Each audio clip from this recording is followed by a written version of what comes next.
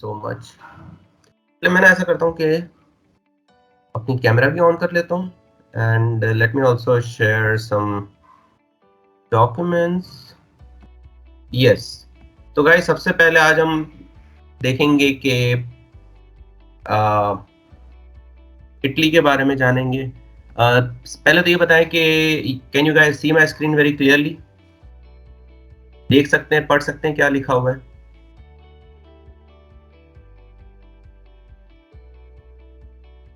तो भाई कोई बता दिया करो। Okay great. तो सबसे पहले तो जो है ना हम शुरुआत करेंगे कि आपको एडमिशन अगर आपने लेनी है इटली में तो आपने कैसे लेनी है, कहाँ से लेनी है। लेकिन उससे भी पहले let me share something with you guys कि आप सब लोग जो है वो या तो फाइनल ईयर में हैं या तो अभी आप रिसेंट ग्रेजुएट्स हैं या तो थर्ड ईयर में हैं, सेकंड ईयर में। तो इट्स नॉट जस्ट कि आपने बस आप ग्रेजुएट हुए और आपने भाई आंखों पे पट्टी बांधी और चल दिए स्कॉलरशिप्स के लिए अप्लाई करने, राइट? अगर आप ऐसा करते हैं तो वेल हो सकता है आपका एडमिशन हो जाए, हो सकता है आपकी सिलेक्शन ना हो। लेकिन I always discourage this thing कि आप जैसे ही ग्रेजुएट हुए हैं, मतलब आपने बैचलर्स कंप्लीट की, right? Just listen to me, आपने बैचलर्स कंप्लीट की, आप चले गए मास्टर्स करने के लिए विथ जीरो इंडस्ट्री एक्सपीरियंस। अगर आप लोग भी मेहरान के स्टूडेंट्स हैं तो आप लोगों को पता होगा हमारे पास भी ऐसे बहुत से टीचर्स हैं, फैकल्टी मेंबर्स हैं जिनको इंडस्ट्री का अच्छा खासा एक्सपीरियंस है। और इंडस्ट्री का मतलब वो बैचलर से ग्रेजुएट हुए, उसके बाद उन्होंने जाके कुछ जॉब्स की, सीखा अपनी फील्ड को डीपली जाना, उसके बाद जो उन्होंने जाके मास्टर्स में एडमिशन लिया, पाकिस्तान में लिया, कहीं बाहर से की मास्टर्स, या इवन पीएचडी अगर पाकिस्तान से कर ली या किसी बाहर की कंट्री से कर ली, तो वो उन्होंने अपने क्या कहते हैं उसको, यस, थोड़ा सा इंडस्ट्री एक्सपीरियंस लेने की बात की। तो अब इसमें सबसे बड़ा जो डिफरेंस होता है वो क्या होता है कि आ, अगर मैं आपको अपने ही डिपार्टमेंट के बारे में बताऊं, सीएस डिपार्टमेंट के बारे में, तो हमारे पास कुछ टीचर्स ऐसे थे कि जो जिनको इंडस्ट्री एक्सपीरियंस थोड़ा बहुत था, राइट? और कुछ ऐसे टीचर्स थे जिन्होंने बैचलर्स की, बैचलर्स के बाद वहीं पे मेहरान में मास्टर्स की, मेहरान के बाद मेहरान में ही उन्होंने पीएचडी की, या चलो पीएचडी कहीं बाहर से करके आ गए। लेकिन अब यहाँ पे मसला ये आता है कि उनको इंडस्ट्री का पता ही नहीं होता था। अगर फॉर सपोज वो अगर हमें एक कॉन्सेप्ट पढ़ा रहे हैं, वो हमें कॉन्सेप्ट समझा रहे हैं, तो उनको पता ही नहीं होता था कि भाई अगर ये कॉन्सेप्ट मैं पढ़ा रहा हूँ, अगर मैं एक वेबसाइट से देख के पढ़ा रहा हूँ, एक बुक से देख के पढ़ा रहा हूँ, एक मैं किसी रिसर्च पेपर से रिसर्च जर्नल से देख के पढ़ा रहा हूँ, तो आया ये कॉन्सेप्ट सही है भी सही, प्रैक्टिकल है या नहीं है, ये चीज मैं कैसे बच्चों के दिमाग में डालूं? वेल तो आई ऑलवेज सजेस्ट एवरीवन के अगर आप लोगों ने मास्टर्स को परस्यू करना है, आपने मास्टर्स करनी है, that's great, that is an amazing thought of you guys to continue studies. लेकिन उससे पहले आप लोगों को जरूरी है कि एटलीस्ट 1 से 2 साल आप जो है वो इंडस्ट्री की खाक छाने, इंडस्ट्री में आप जो है वो ख्वार हो, इंडस्ट्री में आपको थोड़ा रगड़ा लगे, थोड़ी आपके अंदर शाइनिंग आए, आपको पता चले कि आपने जो कुछ भी अपने बैचलर्स में पढ़ा है उसको प्रैक्टिकली जो है वो आप इम्प्लीमेंट कैसे करते हैं। अच्छा, तो well this was just some sort of thing that I wanted to I always share before sharing anything regarding scholarships. Yes, so now coming back to Italian scholarships, right? तो सबसे पहले तो आपका जो स्टेप होता है वो ये होता है कि आपने बैचलर्स कर ली, राइट? आपने बैचलर्स कर लिया, आपने मास्टर्स कर लिया, आपने डिग्री कंप्लीट कर ली। अब उसके बाद सबसे बड़ा जो आपके सामने हर्डल होता है वो ये होता है कि आपने अपने डॉक्यूमेंट्स कंप्लीट करने। अब डॉक्यूमेंट्स कंप्लीट करने से मेरा मकसद ये है कि not just your degree and transcript, लेकिन उन डॉक्यूमेंट्स पे तो हजार तरह की तो भाई नोटराइजेशंस होती हैं, उन पे अटेस्टेशंस होती हैं। आपने एचईसीसी डॉक्यूमेंट को अटैच करा लिया, आपने आईबीसीसी अटैच कराने हैं, आपने अपने जो मैट्रिक इंटर के सर्टिफिकेट्स हैं वो आपने अपने रेलेवेंट बोर्ड से वेरीफाई करवाने हैं, एंड देन आपने मिनिस्ट्री ऑफ फॉरेन अफेयर्स से वो सारे डॉक्यूमेंट्स अटैच करवाने हैं। You guys would need really great recommendation letters, क्योंकि देखें आज से 2 साल पहले की अगर बात की जाए तो 2 साल पहले स्कॉलरशिप हासिल करना पाकिस्तानी स्टूडेंट्स के लिए बहुत ही इजी काम था, बहुत ही एक आसान काम था। And why was that? Because जो नंबर ऑफ स्टूडेंट्स हैं जो अप्लाई कर रहे हैं वो बहुत ही कम थे। चले, एक बहुत ही होनहार स्टूडेंट है, वो ग्रेजुएट हुआ, he is a gold medallist, triple honours है उसके पास। उसने ग्रेजुएट होके ही एक किसी उसे अच्छी कंपनी में जॉब मिल गई। चले, अच्छी कंपनी में कंपनी में भी ना सही, उसे किसी यूनिवर्सिटी में ही टीए की जॉब शॉप मिल गई। लेकिन अब वो क्या करता है कि वो कहता है भाई मैं क्यों अप्लाई करूं, मैं यहाँ पे क्यों ख्वार होता रहूं। I would go out, I would go outside Pakistan, I would earn a lot more. तो अब अगर एक एवरेज स्टूडेंट भी, average graduate, not just average graduate, अगर वो गोल्ड मेडलिस्ट नहीं है, उसकी 3.97 सीजीपीए आ जाती है, but still he is not a gold medallist, अगर वो भी जो है वो अप्लाई करना चाहता है बाहर, तो वो और वो गोल्ड मेडलिस्ट, वो दोनों ही सेम पलड़े में आ जाएंगे, वो दोनों ही सेम क्राइटेरिया से उन लोगों को उनकी एप्लीकेशंस जो है वो इवेल्युएट की जाती हैं। अगर आप लोगों के पास आपका रेलेवेंट डिग्री का एक्सपीरियंस है, अगर आप लोगों के पास अपनी फील्ड का थोड़ा बहुत एक्सपीरियंस है, तो that gives you a really great edge कि आप जो है वो उसमें आ सकें। तो वेल, अगर आप लोगों ने कहीं जॉब वगैरह भी कर रहे हैं, अगर आप बैचलर्स के स्टूडेंट हैं और आपने स्टिल बैचलर्स में जॉब की है, या फिर बैचलर्स के बाद आपने जो है वो 5-6 महीने की या इंटर्नशिप कोई कर ली है, या 1 साल की जॉब कर ली है, 1.5 साल की जॉब कर ली है, इवन अगर आप पीएचडी के लिए अप्लाई कर रहे हैं, तो आपने जो भी जॉब्स की हैं, उन सब के आपके एक्सपीरियंस लेटर्स जो है ना वो बहुत ही मायने रखते हैं।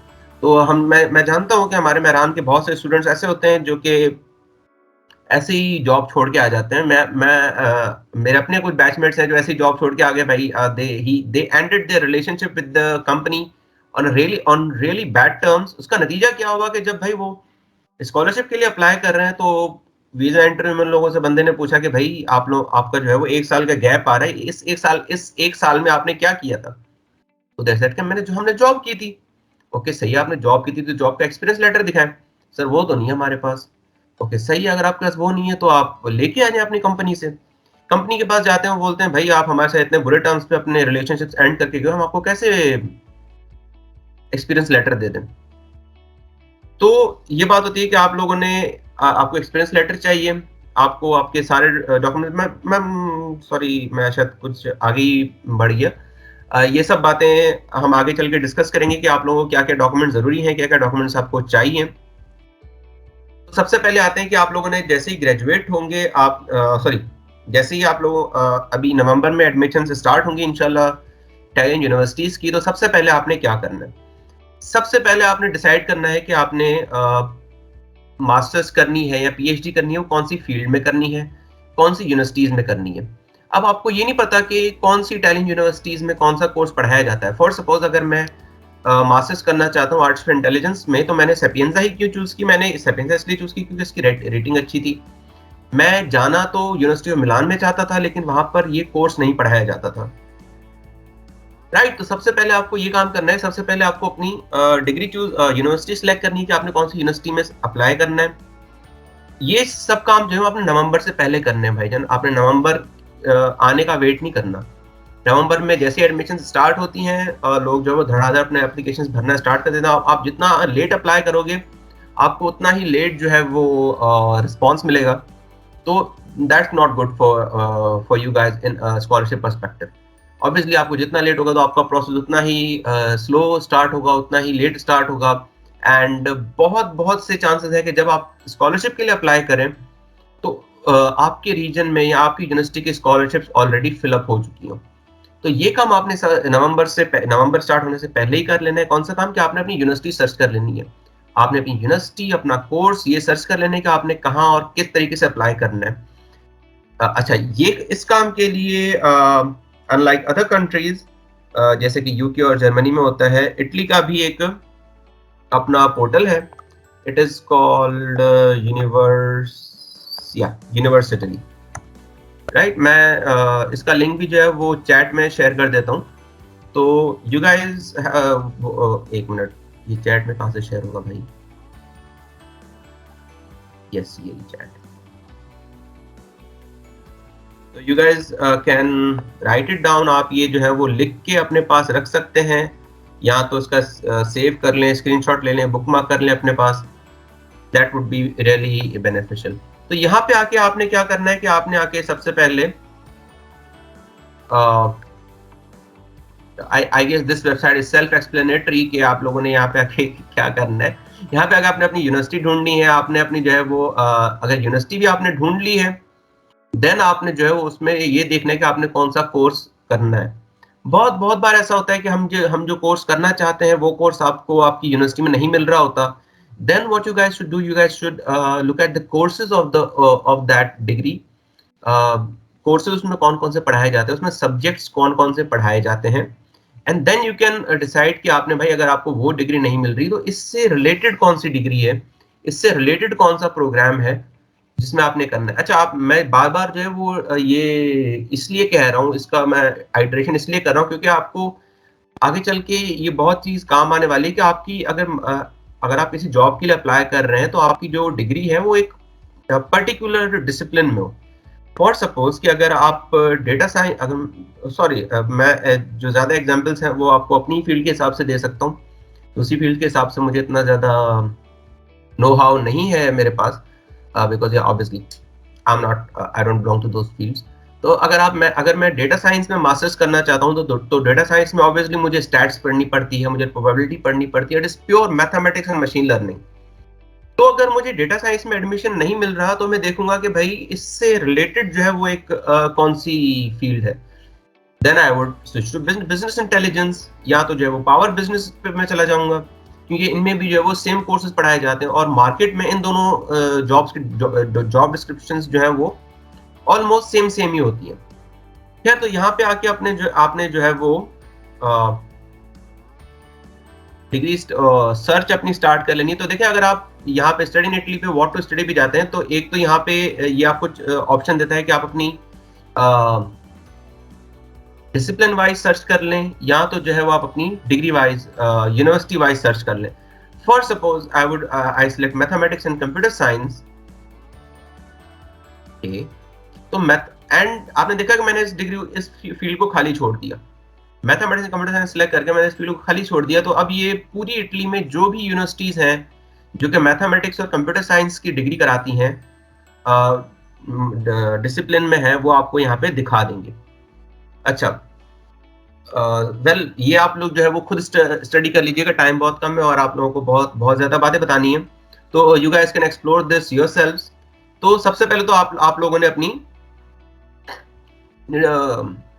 डिग्री फाइनलाइज कर लेनी कि आपने कहाँ पे जाना है। उस यूनिवर्सिटी का एडमिशन लिंक, उस यूनिवर्सिटी का जो है वो पूरा हर चीज जो है वो आपको यहाँ पे इस पोर्टल पे मिल सकता है। फॉर सपोज अगर मैं यहाँ पे विजिट कोर्स पे जाता हूँ तो देखें ये यूनिकैल की अपनी वेबसाइट खुल गई जहाँ पे मुझे हर चीज मिल सकती है कि अगर मैंने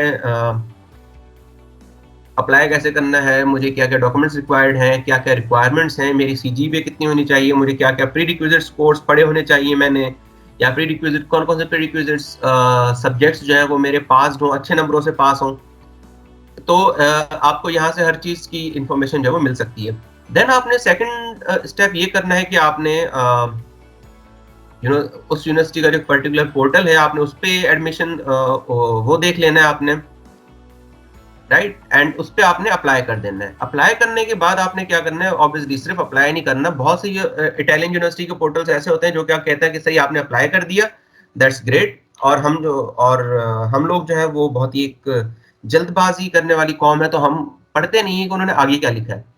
मोस्ट ऑफ द यूनिवर्सिटीज आगे ये लिखती हैं कि सही आपने अप्लाई कर दिया, दैट्स ऑल। नीचे एक छोटा सा लिखा होता है कि अब आपने डॉक्यूमेंट्स अपलोड कर दें। हम बड़े खुश हो जाते हैं कि सही हमने यूनिवर्सिटी के लिए अप्लाई कर दिया, बट वी डोंट नो कि हमारा प्रोसेस अभी पूरा नहीं हुआ होता, हमने जो है वो डॉक्यूमेंट्स अपलोड नहीं किए हुए थे। मैं आपको ये जो बातें बता रहा हूँ ये अपने not my own personal experience, लेकिन मेरे बहुत से दोस्तों के साथ ये बात हो चुकी है, बहुत से जूनियर्स के साथ ये बात हो चुकी है, मेरे बहुत से सीनियर्स के साथ ये किस्सा हो चुका है, इसलिए मैं आपको जो है वो इस बात बारे में बता रहा हूँ। I hope so this meeting is being recorded, right? Record हो रही है? Oh yes, it is being recorded. So well, that's really great. तो अगर आपको कोई भी चीज समझ में ना आ रही हो, कोई चीज भूल गया हो, तो you can look at it again. Well, जैसे कि मैंने अभी आपको करके दिखाया कि आप लोगों ने सबसे पहले तो यूनिवर्सिटी इटली की पोर्टल पे जाना है एंड वहां पे जाके आपने अपनी कोर्स सिलेक्ट कर लेना है। ऑब्वियसली इंग्लिश का कोर्स होना चाहिए, या Italian, sorry not Italian, English का कोर्स होना चाहिए। बहुत सी यूनिवर्सिटीज ऐसी होती हैं कि जहाँ पे आपको एंट्री टेस्ट देना पड़ता है, एंट्री टेस्ट जो है वो आपका मेनली ऑनलाइन होता है, या कभी जो है वो आपका ओरल एग्जाम ले लेते हैं एक बाकायदगी से।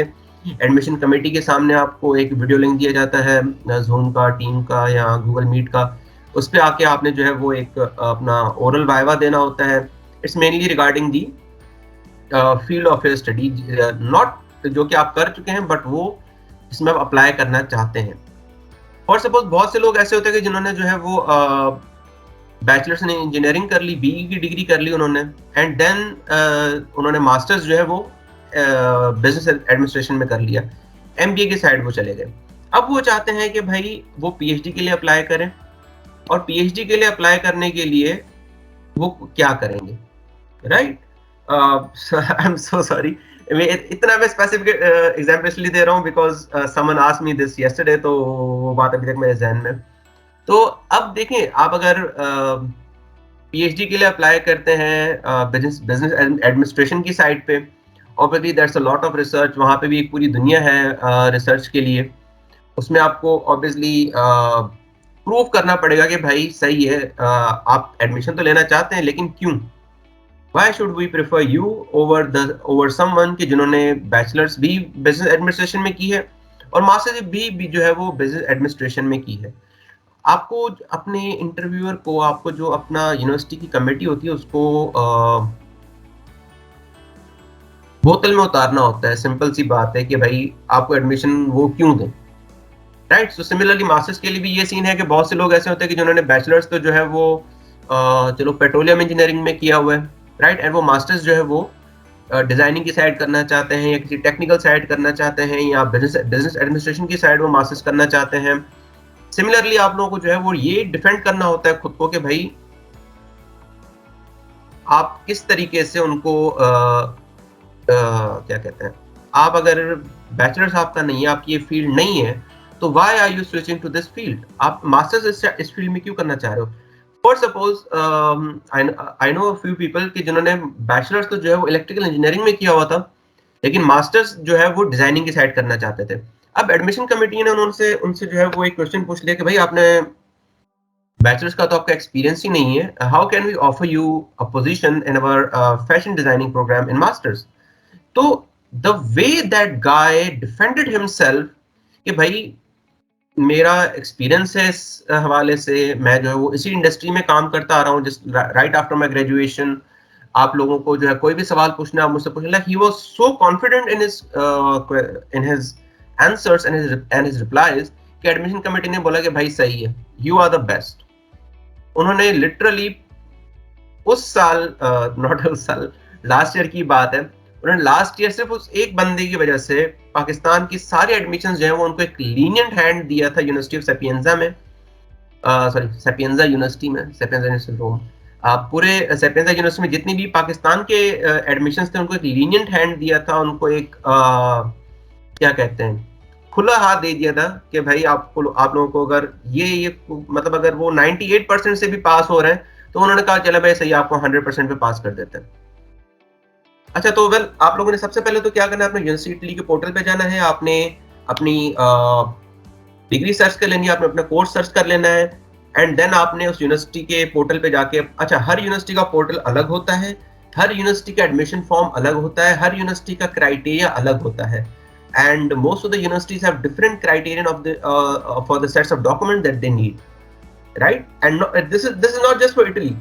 ये तकरीबन आप दुनिया के किसी मुल्क में चले हैं आपको यही सेम चीज मिलेगी, या except Germany and Poland and the northern European countries, जहाँ पे आपको एक सिंगल पोर्टल पे आपके सारे चीजें अपलोड करनी होती हैं, and Turkey as well.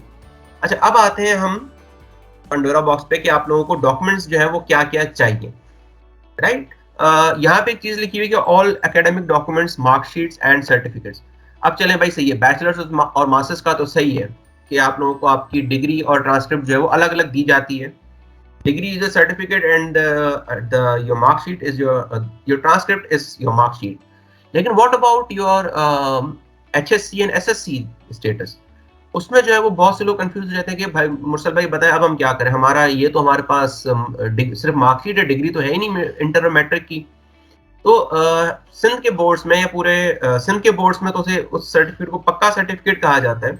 I don't know about other boards, Punjab board में या दूसरे बोर्ड्स में क्या होता है, लेकिन आप लोगों को आपकी ट्रांसक्रिप्ट भी चाहिए एचएससी और एसएससी की, एंड आप लोगों को आपका पक्का सर्टिफिकेट भी चाहिए। If you guys are in your final year, तो आप लोगों को अभी अपना पक्का सर्टिफिकेट मिल गया होगा, कीपिंग इन व्यू के वो 3 साल के बाद मिलता है आपको अपनी एचएससी पास करने के। अगर आपको नहीं मिला तो आपने रेलेवेंट स्कूल्स या कॉलेजेस से जाकर, जहाँ से आपने अपनी इंटर की डिग्री ली है, नॉट डिग्री ली है बट जहाँ से आपने इंटर की पढ़ाई की थी, जहाँ से जो आपका सेंटर था, वहां से जाके पूछें, आप लोगों को इंशाल्लाह पक्का सर्टिफिकेट मिल जाएगा। तो जहां भी आपसे ये पूछा जाए कि आप अपने एचएससी या एसएससी के सर्टिफिकेट्स सबमिट कराएं, तो they are referring to that pakka certificate of yours. उसके अलावा आपकी ट्रांसक्रिप्ट है, तो चलो ट्रांसक्रिप्ट तो इट्स सेल्फ एक्सप्लेनेटरी। यस, उसके बाद आपको आपका पासपोर्ट चाहिए।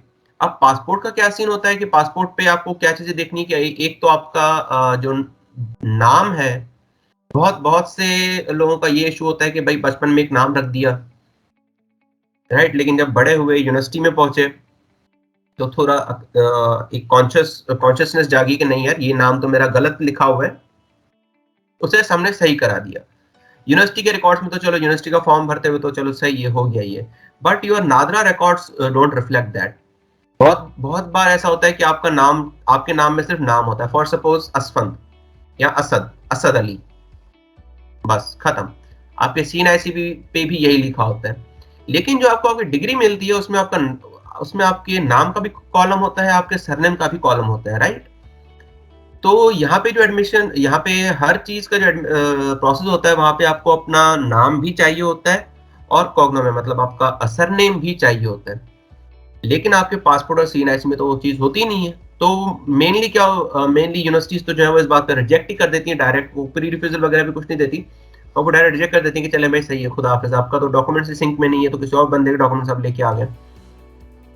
वेल, तो आप लोगों ने इस बात का भी ख्याल कर लेना है कि अगर आप अपना पासपोर्ट भी बनवा रहे हैं, या अगर आपका पहले भी बना हुआ है, तो आपको अपने CNIC में नाम की तब्दीली करवानी होती है, एंड देन आपको अपना पासपोर्ट जो है वो सही से बनवाना होता है।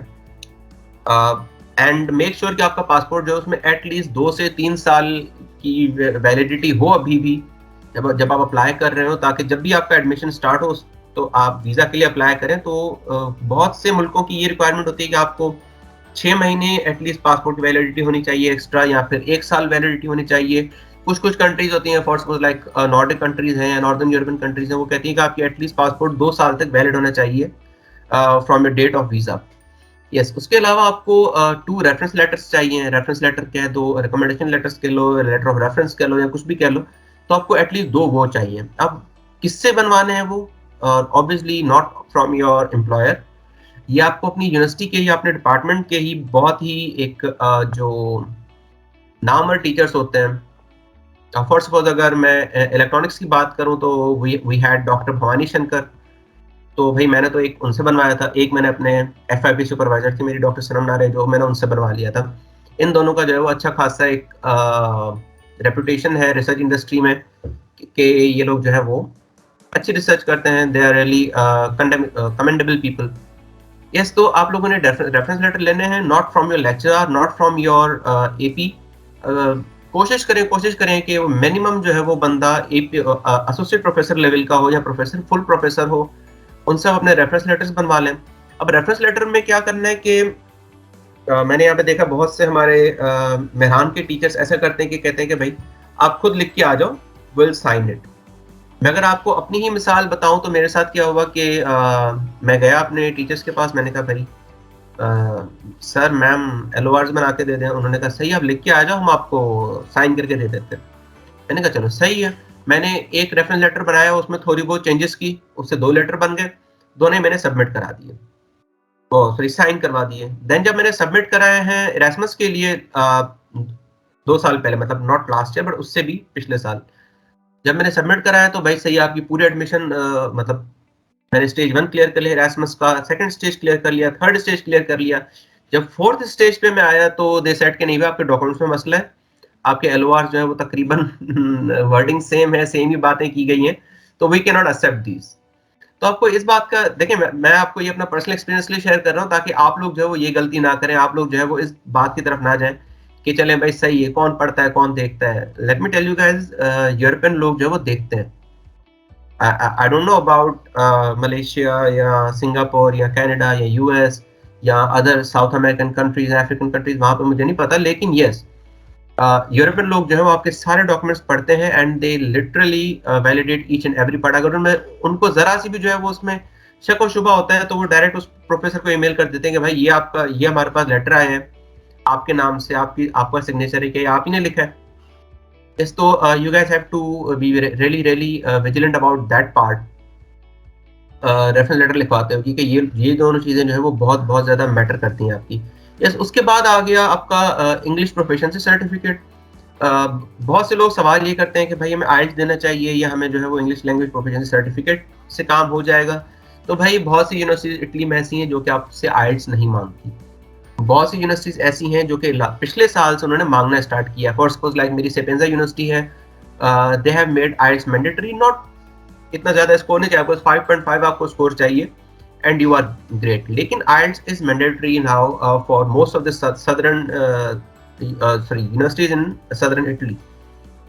तो आप तो जो है वो आइल्स भी आपको कराना पड़ता है एंड देन आपको इंग्लिश लैंग्वेज प्रोफेशनल सर्टिफिकेट भी आपको अपने लास्ट यूनिवर्सिटी से चाहिए होता है। अगर मेहरान की बात बताऊं तो मेहरान में तो बहुत ईजी, आप एक एप्लीकेशन लिख के दे दें अपना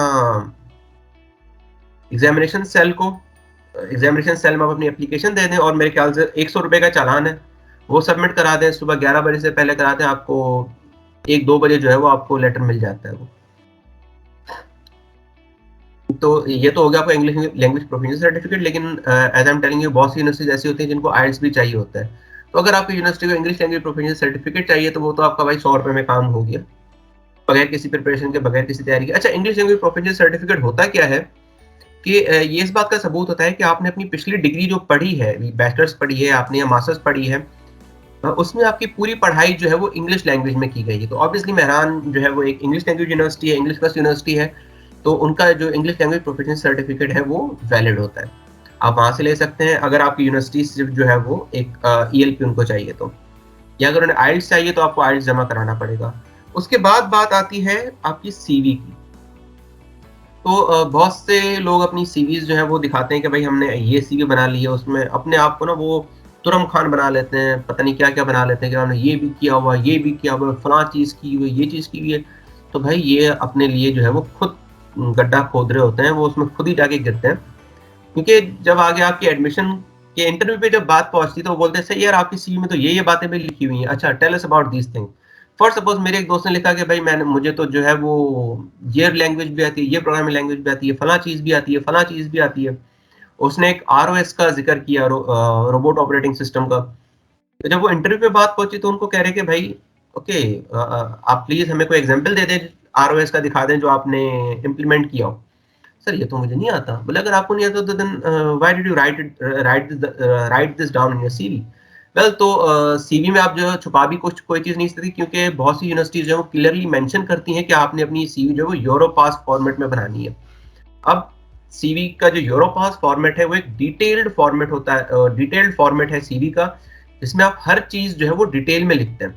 अब फॉर सपोज अगर आपने कोई रिसर्च पेपर लिखा हुआ है, आपकी रिसर्च पब्लिकेशन, तो उसमें सिर्फ नाम और डेट नहीं डालनी जैसा कि आम मॉडर्न सीरीज में होता है।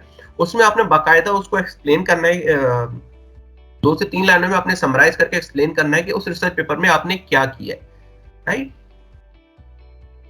तो चले सीवी हो गया, and now comes the most crucial part जिसपे आपका पूरा एडमिशन टिका हुआ था। क्योंकि देखें ये जो सब चीजें हैं ये तो आपकी बैच से अब आपके साथ ग्रेजुएट होने वाले सारे 150 बच्चों के पास होंगी। ऊपर वाली 6 जो चीजें हैं ये तो आप सब बच्चों के पास होंगी। Now the main thing is this, the motivation letter. Motivation letter आपको अगर आप देखें, again I am telling you, अगर आप अपनी फील्ड चेंज कर रहे हैं तो इस मोटिवेशन लेटर में आपने खुद को जस्टिफाई करना है कि आप अपनी फील्ड क्यों चेंज करना चाहते हैं। फॉर सपोज अगर आप बैचलर्स इंजीनियरिंग की साइड से बिजनेस साइड पे जाना चाहते हैं, या मेडिकल साइड से आईटी की टेक्निकल साइड पे आना चाहते हैं, बहुत से लोग ऐसे होते हैं जिन्होंने एमबीबीएस किया होता है लेकिन मास्टर्स उनका जो है वो टेक्निकल साइड पे होता है, एमएससी किया होता है या एमई किया होता है। तो अगर आप ऐसे करना चाह रहे हैं तो why, what is the motivation behind that, और एंड व्हाई अस, हमारी ही जो है वो आपको यूनिवर्सिटी में एडमिशन क्यों लेना है। इस स्टेज पे आके, इस स्टेज तक आपको आपके किसी भी डॉक्यूमेंट्स को अटेस्टेशन की जरूरत नहीं होती। बहुत से लड़के लड़कियां जो है वो एप्लीकेंट्स जो होते हैं वो ये करते हैं कि भाई एप्लीकेशन के टाइम तक जो है वो डॉक्यूमेंट सबमिट नहीं कराते तब तक, जब तक कि उनकी डॉक्यूमेंट्स जो है, डिग्रीज जो है वेरीफाई होके ना आ जाए, पीईसी से, एचईसी से, आईबीसी से, मोफा से। तो भाइयों बहनों उसमें बहुत टाइम लग जाता है। अगर आप इस आसरे पे रहेंगे तो आपकी बहुत सी अपॉर्चुनिटीज जो है आप मिस कर देंगे, क्योंकि एडमिशन के लिए अप्लाई करने के टाइम पे आपको कोई भी डॉक्यूमेंट्स अटेस्ट नहीं करवाना, राइट। ओके, अब आपने जो है वो ये सारे डॉक्यूमेंट्स ले लिए, अप्लाई, देन आपने अप्लाई कर लिया यूनिवर्सिटी पे। कुछ यूनिवर्सिटी ऐसी होती है कि जहाँ पे आपको यूनिवर्सिटी एडमिशन फी जो है वो पे करनी होती है। It's not that much, 30 euro होती है, तो इट्स नॉट दैट बिग। लेकिन अब मसला ये होता है कि पाकिस्तान से वो फीस जो है वो पे नहीं हो सकती। पहले तो चलो पे हो सकती थी अगर आप इंटरनेशनल ट्रांजैक्शन ऑन करवा लेते। सॉरी गाइस, ये पीडीएफ जो है ये कोई तकरीबन पिछले नवंबर में जनरेट किया हुआ है, तो इट्स लिटिल बिट लैगिंग। लेकिन क्या होता है कि पिछले साल तक तो चलो भाई सही है, हो जाती थी पेमेंट पाकिस्तानी क्रेडिट कार्ड से, डेबिट कार्ड से। लेकिन अब जो पाकिस्तान के हालात हैं, I am so sorry to say कि और फॉरेन पेमेंट जो है वो अलाउ नहीं करते बहुत से bank.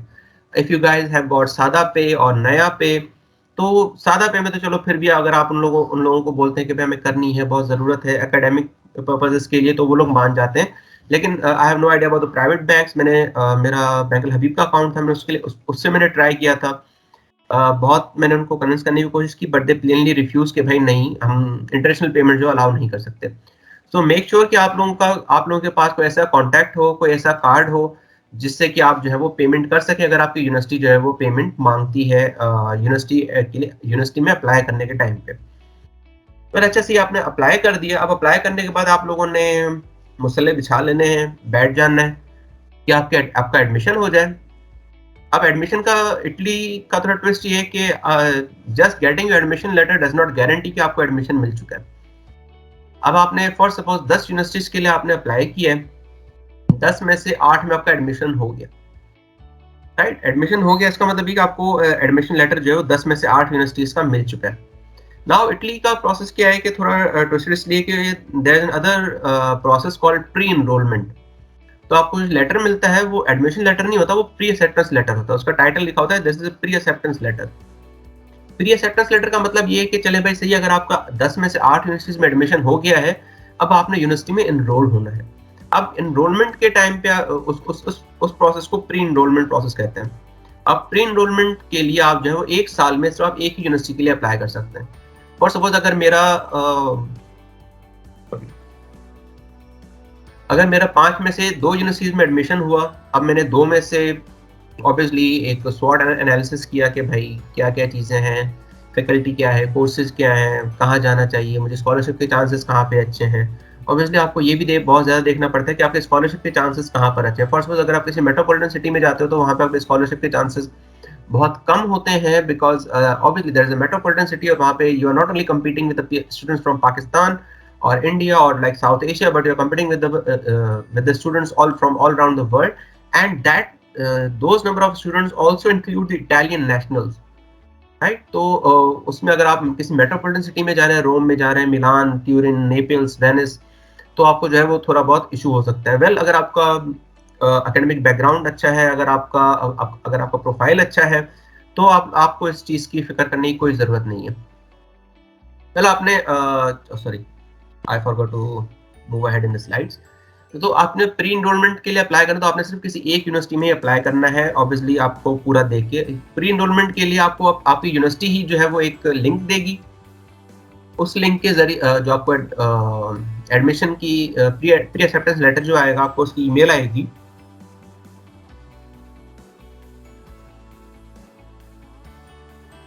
Guys just give me a minute.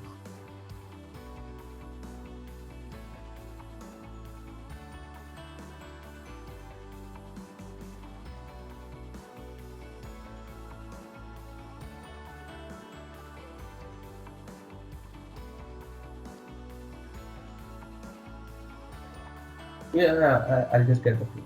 हाँ, sorry guys. Okay, let's jump back here. तो जब आपको आपके यूनिवर्सिटी प्री एडमिशन की ईमेल आ जाती है, तो उसी में आपके पास लिंक होता है प्री एनरोलमेंट के लिए अप्लाई करने का, तो वो आपको अगेन यूनिवर्सिटी के पोर्टल पे ही लेके जाती है, वहाँ पे आपने अप्लाई करना होता है। तो उसमें आपसे जो है वो हर चीज़ पूछी जाती है, क्या आप अप्लाई करना चाहते हैं? Is this your final choice? आपको वो बहुत चांस देता है कि भाई अब भी मौका है, सोच लो, इसी यूनिवर्सिटी में अप्लाई करना है, नहीं करना है। क्योंकि अगर एक बार आपने अप्लाई कर दिया, तो फिर उससे पीछे हटना बहुत ज़्यादा हेक्टिक और मुश्किल हो जाता है। अच्छा, देन आपने प्री एनरोलमेंट के लिए अप्लाई कर दिया। प्री एनरोलमेंट में जो है वो आपको अच्छे खासे 3 से 4 महीने लग जाते हैं। देन आपके पास जब आपकी प्री एनरोलमेंट समरी आ जाती है, हर चीज़ फाइनलाइज़ होके, देन आपने अप्लाई करना है वीज़ा के लिए, राइट? लेकिन उस वीज़ा से पहले आपको एक और चीज़ चाहिए होती है, जिसे कहते हैं डीओवी, डॉक्यूमेंट ऑफ वेरिफिकेशन, या चीमिया। चीमिया इज़ बेसिकली लिखा हुआ है भाई, information centre on academic mobility and equivalence. तो इतना बड़ा फुल फॉर्म मुझे याद नहीं है, वी जस्ट कॉल इट चीमिया। आपने इसके पोर्टल पे जाके आपने 2 सर्टिफिकेट्स निकलवाने होते हैं अपनी डिग्री के। One is SOC, statement of comparability, कि ये होता है कि इटली में जो है आपका बैचलर्स होता है, वो सिर्फ 3 साल का होता है, लेकिन हमारे पाकिस्तान में बैचलर्स 4 साल का होता है। तो ये आपके कोर्सेज वगैरह हर चीज़ जो है वो इटालियन कोर्सेज से कंपेयर करके देखते हैं कि भाई आपकी जो है वो डिग्री सेम है या नहीं है, like it possesses the same value और नॉट। क्योंकि बहुत से लोग बहुत सी कंट्री ऐसी होती हैं जहाँ पर आपके पास बैचलर्स 2 साल की भी होती है, 4 साल की भी होती है। पाकिस्तान में मेरे ख्याल से सीन है, आई am not sure about that, लेकिन यस ये होता है। तो आपको एक डीओसी चाहिए, डॉक्यूमेंट ऑफ कंपैरेबिलिटी, देन आपको चाहिए डीओवी, document of verification, 3 SOC, statement of verification. अब स्टेटमेंट ऑफ वेरिफिकेशन के लिए जो है वो आपको पापड़ बेलने पड़ते हैं। आपको अपने यूनिवर्सिटी के आपके जो डिपार्टमेंट के एचओडी हैं, चेयरमैन हैं, या आपकी जो डीन है, उनसे आपको ईमेल्स करवानी पड़ती हैं उन लोगों को, with all your credentials, with all your academic certificates. अगर आप बैचलर्स के लिए अप्लाई, मास्टर्स के लिए अप्लाई कर रहे हैं, तो ऑब्वियसली आपको अपनी जो है वो बैचलर्स की मार्कशीट और ट्रांसक्रिप्ट जो है वो अपने एचओडी के हाथों या चेयरमैन के हाथों भिजवानी पड़ती है, उन्हें ईमेल करवानी पड़ती है विद ऑल योर डिटेल्स, आपका जो वो आईडी देते हैं उस हिसाब से। अगर आप लोगों को पीएचडी के लिए अप्लाई कर रहे हैं, तो आपको बैचलर्स के प्रोफेसर से, बैचलर्स के एचओडी से अलग ईमेल करवानी पड़ती है, मास्टर्स के एचओडी से आपने अलग ईमेल करवानी पड़ती है। अच्छा, इन सब के लिए जो है वो इस स्टेज तक आपके सारे डॉक्यूमेंट्स आपके रेलेवेंट बोर्ड से, आईबीसीसी से, एचईसी से और मोफा से अटेस्टेड होने चाहिए। अब अटेस्टेशन का क्या प्रोसेस होता है कि 2 स्ट्रीम्स चलती हैं ये। सबसे पहले तो अगर आप इंजीनियरिंग ग्रेजुएट हैं, अगर आपकी डिग्री जो है वो बीई की है या बीएस की है, वो भी टेक्निकल साइड पे, तो आपको पीईसी की आपकी एक्रेडिटेशन होना बहुत ज़रूरी है, पीईसी की मेंबरशिप आपकी ज़रूरी है। जब आपकी पीईसी की मेंबरशिप होती है, then you can apply on the HEC portal, कि भाई आपने जो है वो आपके डॉक्यूमेंट्स वेरीफाई करवाने, अटेस्ट करवाने, एंड आपको वो अपॉइंटमेंट देते हैं। आप उस दिन पे जाते हैं फीस वगैरह लेके, और वो आपको डॉक्यूमेंट्स आपके एचईसी अटेस्ट करके देते हैं। लेकिन उसके लिए आपकी पीईसी की मेंबरशिप होना बहुत ज़रूरी है, क्योंकि उसके अलावा आपको अपॉइंटमेंट नहीं मिलती, राइट? अच्छा, सेकंड बात जो है वो ये है कि आपको अपनी, यस ये तो हो गया पहला स्ट्रीम। सेकंड स्ट्रीम पे आते हैं, तो आपको आपकी जो मैंने पहले बताया था, आपकी एचएससी और एसएससी की डिग्री और मार्कशीट है। डिग्री मतलब कि आपकी ट्रांसक्रिप्ट और आपका जो पक्का सर्टिफिकेट है, एचएससी और एसएससी मतलब मैट्रिक और इंटर के, वो आपने जो है वो अपने रेलेवेंट बोर्ड से वेरीफाई करवाने हैं, एंड देन वहां से लेके, अच्छा बोर्ड वाले आपको सील्ड एनवेलप में देंगे, वो वही सील्ड एनवेलप उसी तरीके से आपने लेके जाना होता है आईबीसीसी, ये कराची में है, इंटर बोर्ड चेयरमैन कमेटी या ऐसा कोई नाम है आई गेस, बट आईबीसीसी आप गूगल पे लिखोगे तो आ जाएगा, कराची में उसका एड्रेस का है। आपने वहां जाना है, पहले कॉल करके आपने अपॉइंटमेंट लेनी होती है आई गेस, एंड देन आपको जो है वो उस टाइम पे जाना होता है। आपने जाके आईबीसीसी से अपने डॉक्यूमेंट्स अटैच करवाने होते हैं, तो वो तो आपकी डिग्री का जो बेड़ा गर्क करके देते हैं, लाल पेन से जो है वो निशान लगा के आपके ट्रांसक्रिप्ट का, यस, बट आपका जो पक्का सर्टिफिकेट होता है that is really clean and smooth. पीछे वो एक क्यूआर कोड लगा के देते हैं, वो क्यूआर कोड जो होता है वो ऑथेंटिसिटी की सील होती है कि भाई सही है, आपकी ये चीज वैलिड है। सही है। अब आपने एचईसीसी भी करवा लिया, आईबीसीसी भी करवा लिया, अब आपने ये जो आपके 6 के 6 डॉक्यूमेंट्स हो गए, ये सब आपने लेके जाने हैं मोफा के पास। आई वुड ऑलवेज प्रेफर कि आपके 6 डॉक्यूमेंट्स और उनकी दो सेट्स ऑफ कॉपीज ये सारे के सारे मोफा के पास लेके जाए और मोफा से आपने अटेस्ट करवाना। MOFA means ministry of foreign affairs. इसका भी ऑफिस जो है वो कराची में ही है, एफसी सेंटर पर है, आपने वहां से अटेस्ट करवाना होता है। अच्छा, अब आ जाते हैं ये आपका आपने सब डॉक्यूमेंट्स वगैरह आपने सबमिट करा लिया, आपको चीमिया भी मिल गया, आपको डीओवी वगैरह मिल गया। अब आपने जो है वो आना है अपनी वीजा की तरफ, राइट। वीजा पे जाने से पहले हम ये देख लेते हैं कि आपने स्कॉलरशिप्स के लिए कैसे अप्लाई करना है, क्योंकि ये तो बात थी पूरी, ये तो पूरी कहानी मैंने बताई, ये 5-6 महीने का मैंने पूरा प्रोसेस बताया, ये तो था सिर्फ और सिर्फ एडमिशन के लिए। अब स्कॉलरशिप का ये सीन है कि स्कॉलरशिप अब इटली में जो है वो 2 टाइप्स की होती है। एक तो आपकी मेरिट स्कॉलरशिप होती है जो कि आपको आपकी यूनिवर्सिटी देती है, और एक होती है रीजनल स्कॉलरशिप्स। मेरिट स्कॉलरशिप अगर यूनिवर्सिटी देती है तो इसका मतलब ये कि it's purely on merit, right. इसमें आपको कोई भी ये नहीं होता कि भाई सही है मेरा अगर मेरिट नहीं है but I need the scholarship, ये नीड बेस पे नहीं होती। आपकी जो रीजनल स्कॉलरशिप होती है वो नीड बेस्ड स्कॉलरशिप होती है, लेकिन इन अ सेंस कि वो तकरीबन सबको मिल जाती है, जो अप्लाई करता है उसकी डॉक्यूमेंट्स वगैरह पूरे होते हैं उनको मिल जाती है। अब इटालियन कानून ये कहता है कि स्कॉलरशिप हासिल करने के लिए आपकी जो इनकम है आपके खानदान की डिक्लेयर्ड इनकम वो 24,000 यूरो से कम होनी चाहिए। तो 24,000 यूरो आज के दौर में कितने बनते हैं? ओके, राइट, 73 लाख से आपकी सालाना इनकम जो है वो कम होनी चाहिए, नॉट ऑब्वियसली आपकी बट आपकी पूरी फैमिली की। आपकी फैमिली में कौन कौन शामिल होते हैं ये चीज पता चलती है इस चीज से, एफआरसी से, फैमिली रजिस्ट्रेशन सर्टिफिकेट। आपने स्कॉलरशिप के लिए मेक श्योर करना है कि आपने वो तो मतलब हर रीजनल स्कॉलरशिप का लिंक अलग है, मेरिट स्कॉलरशिप का लिंक अलग है, आपने अप्लाई करना होता है उस हिसाब से जो डेटा वगैरह होता है वो आपने अपने हिसाब से फिल करना होता है।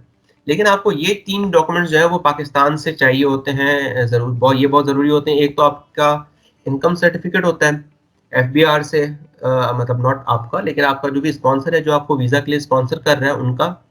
कुछ बाज़ औकात में आपके फादर होते हैं, बाज़ औकात में आपके बड़े भाई होते हैं, चाचू होते हैं, या बहुत टाइम पे जो है वो आप खुद भी होते हैं अपने स्पॉन्सर, आप खुद को सेल्फ स्पॉन्सर कर रहे थे। फॉर लाइक जब मैं आ रहा था तो मैंने खुद को सेल्फ स्पॉन्सर किया था, क्योंकि मैंने कहा मैं अपना स्पॉन्सर खुद हूँ, मैं अपने सारे डॉक्यूमेंट्स वगैरह जो है वो खुद ही जमा कराऊंगा। तो आज जो भी आपका स्पॉन्सर होगा उस उनका इनकम सर्टिफिकेट, आपका अपना फैमिली रजिस्ट्रेशन सर्टिफिकेट। अब फैमिली रजिस्ट्रेशन सर्टिफिकेट में क्या होता है कि ये नादरा से बनता है। सिंपली आप जाते हो, आपको एक से 2 दिन में नादरा बना के दे देता है, इसका कोई इशू नहीं होता। लेकिन इसमें होता है कि इसमें आपकी जो भी फैमिली ट्री है, लाइक आपके फादर, आपकी मदर, आपके बहन भाई, अगर आप शादीशुदा हैं तो आपकी वाइफ, उनके बच्चे, सॉरी मतलब आपके आपके बच्चे, अगर आप बस ये जो आपकी बिल्कुल फर्स्ट फैमिली है, जो आपका फर्स्ट नोड है आपकी रिलेशनशिप्स का, उनकी पूरी डिटेल्स होती हैं, उनकी ये समझ लो कि शनाख्ती कार्ड की कॉपीज होती हैं एक पेपर पे, और वो सारी एक ही साथ होती है, और नीचे जो है वो नादरा वालों की सिग्नेचर की होती है कि भाई ये सब डॉक्यूमेंट्स जो है वो अटेस्टेड वेरीफाइड है, और ये लोग ही इस बंदे के असल क्या कहते हैं उसको, असल रिलेटिव्स हैं, ओरिजिनल रिलेटिव्स हैं। आपके चाचू, मामू, फूफा, फूफी ये जो है वो इस सर्टिफिकेट में शामिल नहीं होते। सिर्फ और सिर्फ आपके जो फर्स्ट फैमिली है वही शामिल हो सकती है। अच्छा, और बहुत सी यूनिवर्सिटीज, बहुत से रीजन्स में ये होता है कि आपके स्पॉन्सर्स भी सिर्फ वही हो सकते हैं कि जिनका नाम आपके एफआरसी में शामिल होता है। तो मतलब जो भी आपके सिर्फ फर्स्ट रिलेटिव्स हैं, आपकी जो फर्स्ट फैमिली है वही शामिल हो सकती है। अच्छा सॉरी, उसके बाद आ जाते हैं प्रॉपर्टी सर्टिफिकेट भी, सॉरी यहाँ पे नो प्रॉपर्टी होना चाहिए, नॉट प्रॉपर्टी सर्टिफिकेट। ये आपको अपने जो लोकल तालुका का मुख्तियारकार होता है, आपकी जो यूनियन काउंसिल होती है तालुका की मेन, वहां पे जाके आपने अपना नो प्रॉपर्टी सर्टिफिकेट निकलवाना होता है। Yes, this was one of the main reason कि मैंने खुद को जो है वो अपना स्पॉन्सर दिखाया था, because obviously my father has sum property, हमारा घर जो है वो अब हमारे अपने नाम पर है। तो अगर आपका घर अब आपके वालिद के नाम पर है, अगर आपके वालिद ही आपको स्पॉन्सर कर रहे हैं, तो बहुत सी कंट्रीज में स्कॉलरशिप के लिए मसला होता है कि भाई आपके पास तो इमूवेबल प्रॉपर्टी है, so you are not eligible for scholarship because आपके पास अच्छी खासी प्रॉपर्टी है। तो नो प्रॉपर्टी सर्टिफिकेट आपको तालुका मुख्तियारकार से निकलवाना होता है कि भाई आपका जो स्पॉन्सर है तो उसकी आपके तालुके में कोई भी जमीन जायदाद नहीं मौजूद, मतलब ना ही आपके कोई खेत हैं, ना ही आपकी अपनी जमीन है, मतलब कोई भी आपकी इमूवेबल प्रॉपर्टी नहीं मौजूद आपके उस तालुका में जहां से आपका डोमिसाइल है। हाँ, अगर आपका चलो सही, अगर मैं बदीन से ताल्लुक रखता हूँ और मेरे हैदराबाद में कोई मेरे नाम पे कोई घर वगैरह है तो that is completely something else. लेकिन अगर आप बदीन में रहते हैं, मैं अगर बदीन में रहता हूँ, मेरी बदीन में ही अगर कोई प्रॉपर्टी होगी तो आपका नो प्रॉपर्टी सर्टिफिकेट जो है वो नहीं बन सकता। वेल, पाकिस्तान है तो सब कुछ बन सकता है, लेकिन यस टेक्निकली आपका नहीं बन सकता। अगर आपको अब बात आ जाती है वीजा की, राइट। अब वीजा के लिए रिक्वायर्ड डॉक्यूमेंट्स तो जो है वो आपको हर साल चेंज होते रहते हैं, लेकिन I guess I have another slide जिसमें आपको क्या डॉक्यूमेंट्स चाहिए वो सब मेंशन्ड है। वीजा के लिए अप्लाई करना पाकिस्तान से it is really really a headache. मैं आप लोगों को अभी से बता के जो है आप लोगों को डीमोटिवेट नहीं करना चाहता, लेकिन होता ये कि जब आप वीजा के लिए अप्लाई कर रहे होते हो तो पाकिस्तान में, sorry not in Pakistan but Pakistan में जो है वो 3 जगहों से आप इटालियन वीजा के लिए अप्लाई कर सकते हो। अब इटालियन वीजा का सबसे बड़ा फायदा ये है कि वो शेंजन वीजा होता है, राइट। तो आप मतलब पूरा शेंजन रीजन जो है वो यूरोपियन यूनियन घूम सकते हो सिर्फ उस एक वीजा पे। तो 29 कंट्रीज जो है आप घूम सकते हो। लेकिन अब ये सीन है कि आप अगर लाहौर में जाते हो वीजा के लिए अप्लाई करने तो आपको अपॉइंटमेंट मिलती है, एंड अगर आपको इस्लामाबाद से आप अप्लाई करते हो तो ये अगेन आपको वीजा के लिए अपॉइंटमेंट मिलती है। लेकिन पाकिस्तान कराची से जब आप अप्लाई कर रहे होते हो तो आपको वीजा अपॉइंटमेंट नहीं देते वो लोग।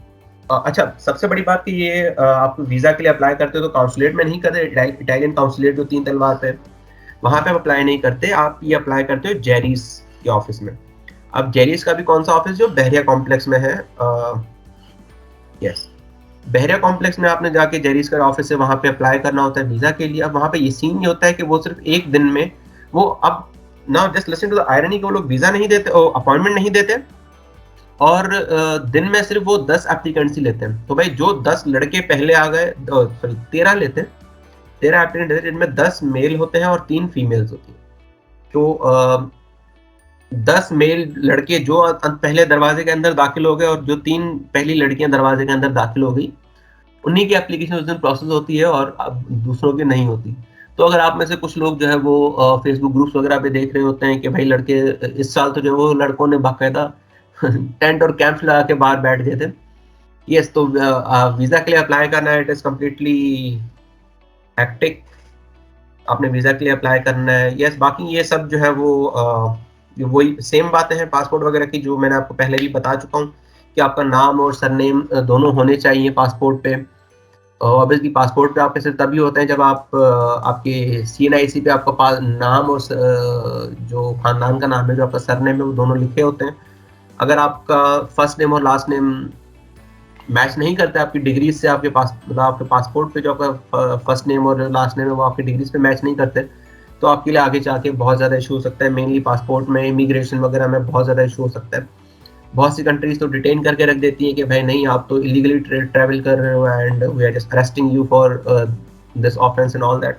तो वेल, इन मुश्किलात से बचने का बेहतर तरीका यही है कि आप अपना नाम जो है वो अभी आज ही घर जाके अपनी CNIC पे देख ले। वैसे सॉरी, आई फॉरगॉट कि आज तो सैटरडे, सब आप घर पे ही होंगे, तो अभी जो है वो आप अपने CNIC पे देख लेगा आपका नाम और सरनेम जो है वो आपकी डिग्री के हिसाब से लिखा हुआ है नहीं लिखा हुआ, और ऑब्वियसली फिर जो आपका नाम आपके शनाख्ती कार्ड पे लिखा हुआ है वही नाम आपके पासपोर्ट पे भी छप के आता है, because it is a complete centralised process, पूरी पाइपलाइन है। Well, yes, so these are guys the pros and cons of Italy, right? Pros तो बहुत बहुत ज्यादा है, cons कुछ बहुत कम है, लेकिन नोट वर्दी है। एक तो भाई ये पूरा प्रोसेस जो है वो बहुत लंबा है, राइट। बहुत बहुत ज्यादा लोग तो जो है वो बीच में छोड़ के चले आते हैं कि नहीं हमें जो है वो नहीं करना, बहुत ही लंबा प्रोसेस हो रहा है, थक जाते हैं, हम थक गए, we are tired and all these excuses. दूसरा सबसे बड़ा ये कि तकरीबन हर यूरोपियन कंट्री की अपनी अलग लैंग्वेज है। ऐसा नहीं कि आपने एक इंग्लिश सीख ली तो you are done, no, that's not the case. आप इटली में होते हो तो इटालियन ऐसे डिफरेंट लैंग्वेज, स्लोवेनिया में हो तो स्लोवेनिया अलग लैंग्वेज है, जर्मनी में जर्मन एक कंप्लीट अलग लैंग्वेज है। अच्छा मतलब ये ऐसी लैंग्वेजेस है कि ये उर्दू और हिंदी की तरह नहीं है इनका सिस्टम, राइट? यहाँ बलोची और पश्तो की तरह नहीं है इनका सिस्टम कि भाई थोड़े बहुत लैंग्वेजेस आपस में मिलती जुलती हों, या सिंधी और सराइकी हो गई, पंजाबी सराइकी हो गई, नहीं ऐसा सिस्टम नहीं है। ये कंप्लीट डिफरेंट लैंग्वेजेस होती है। मतलब आपने बॉर्डर क्रॉस किया, चलो यहाँ पे तो बॉर्डर का पता नहीं चलता, लेकिन हाँ आप अलग लैंड, अलग आप कंट्री में आ गए, हर चीज चेंज हो गई, आपके रूल्स एंड रेगुलेशंस चेंज हो गए, आपकी लैंग्वेज चेंज हो गई, एवरीथिंग इज कम्प्लीटली चेंज। तो लैंग्वेज का जो है वो बहुत बहुत ज्यादा बैरियर आता है। यस, लेकिन इट्स ऑल वर्थ इट। इतना बड़ा जो है ना वो कोई इशू नहीं आता। तो guys well this was all about Italian thing. थक तो नहीं गए तुम लोग? पहले बताओ, कुछ ज्यादा ही बोल गया हूँ मैं। कुछ समझ में आई है भाइयों बहनों? बात मुझे बता दो एटलीस्ट कोई response. You may continue, sir. Okay, thank you so much whoever that is, I don't know, but yes. मुझे सिर्फ आवाज आई है। Okay, so let's continue to no, not this one. Let's continue to Erasmus. अब आ जाते हैं Erasmus पे। As you guys might know कि Erasmus जो है वो दुनिया की एक सबसे एस्टीम्ड अपनी स्कॉलरशिप है, सबसे बेहतरीन स्कॉलरशिप है। अब मेरा इसे एस्टीम्ड और बेहतर करने का कहने का जो मेन मकसद है वो ये है कि भाई अगर आप इरास्मस पे चले गए ना, आप लोग बहुत सीनियर से आप सुनते भी होंगे कि भाई अगर आप इरास्मस पे चले गए तो आपकी लाइफ सेट है।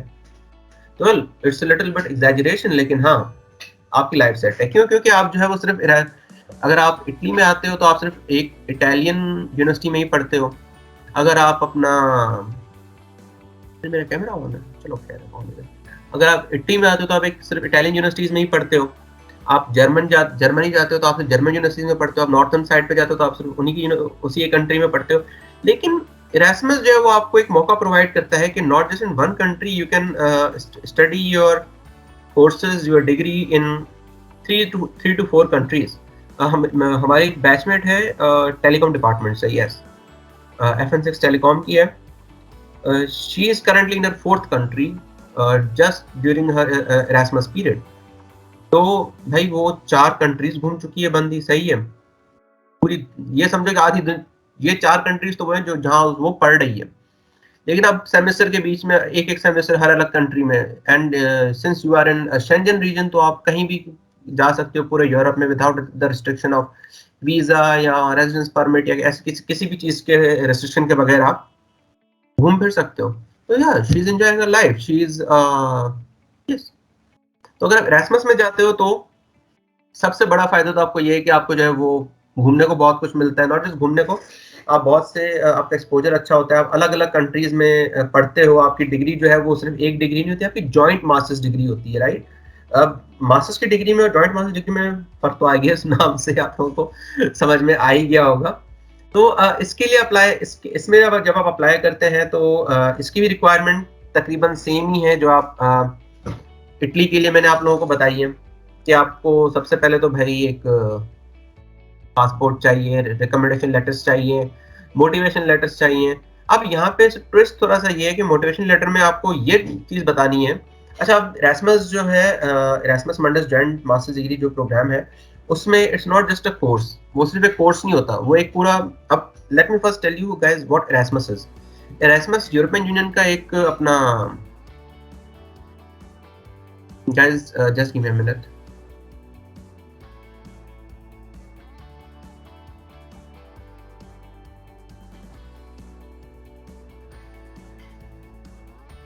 अच्छा, यस, सॉरी। तो इरास्मस जो है वो यूरोपियन यूनियन का एक अपना प्रोग्राम है, रिसर्च प्रोग्राम है, जिसमें कि वो हर जगह हर चीज में अपनी, ये क्या हो गया, oh wow, that's great, yes. अब इरास्मस जो है वो एक यूरोपियन यूनियन का अपना प्रोग्राम है जिसमें वो अपनी रिसर्च को जो है वो प्रमोट करते हैं। उसमें उनके डिफरेंट रिसर्च प्रोजेक्ट्स होते हैं, डिफरेंट रिसर्च प्रोग्राम्स होते हैं। अब जब आप इरास्मस के लिए अप्लाई करते हो तो you are not applying in a degree, right? आप एक पर्टिकुलर डिग्री में अप्लाई नहीं कर रहे हो। तो फॉर सपोज एक प्रोग्राम है, यस, कोसी के नाम से, right, computational ophthalmology and medical imagination. उसमें अब आपको जो है वो एक कंप्यूटर साइंटिस्ट भी चाहिए, आपको डॉक्टर्स, एमबीबीएस पढ़े हुए डॉक्टर्स भी चाहिए, आपको बिजनेस एनालिस्ट भी चाहिए, आपको डेटा एनालिस्ट भी चाहिए, आपको मतलब 15-20 अलग-अलग डिपार्टमेंट से लोग चाहिए होते हैं। तब आप ऑब्वियसली आप जो है वो सिंगल हैंडेडली तो ये काम नहीं कर सकते ना। You can not do all these things in with one person या विथ वन डिग्री। तो इन्होंने क्या किया कि भाई सही है, हमें ये बंदे चाहिए, आप जो है वो अप्लाई करें हमारे पास, हम आपको स्पॉन्सर करेंगे, हम आपको जो है वो पढ़ाएंगे, हम आपको हर चीज करेंगे, बदले में आपकी जो रिसर्च होगी वो हमारी होगी। अब आपने अगर अप्लाई किया है कोसी के अंदर फॉर सपोज, तो you don't have to defend your yourself आप लोगों ने कोसी में आप सॉरी इस प्रोग्राम में आप कंप्यूटर इमेजिंग में या कंप्यूटर विजन में आप क्यों अप्लाई करना चाहते हैं। आपने इस चीज को डिफेंड करना है कि आप उसी एक आपने इस रिसर्च प्रोजेक्ट पे काम क्यों करना है। Because Erasmus is all about research and innovation. आप लोगों को नई नई रिसर्च करनी है, आप लोगों को नई नई चीजें पढ़नी है, सीखनी है। It's all about that. ये आपकी सिर्फ एक मास्टर्स की डिग्री नहीं होती, it's a complete way of life. And yes, मैं कोशिश करूंगा ये डॉक्यूमेंट्स भी आप लोगों के साथ शेयर कर दूं, इफ इट बी पॉसिबल। इसमें भी हर चीज जो लिखी है, इसमें आपको कोई जीआरई वगैरह नहीं चाहिए होता। बहुत से प्रोग्राम्स कैसे होते हैं जिस अगेन जिनमें आपको आइल्स नहीं चाहिए होता, लेकिन कुछ प्रोग्राम्स ऐसे होते हैं कि जिसमें आपको आइल्स चाहिए होता है। और अगर किसी प्रोग्राम में लिखा हुआ है कि आइल्स चाहिए, तो दैट मीन्स भाइयों बहनों कि आपको मिनिमम 6.5 या 7 से ज्यादा आपको आइल्स का स्कोर चाहिए out of 9 for that particular programme.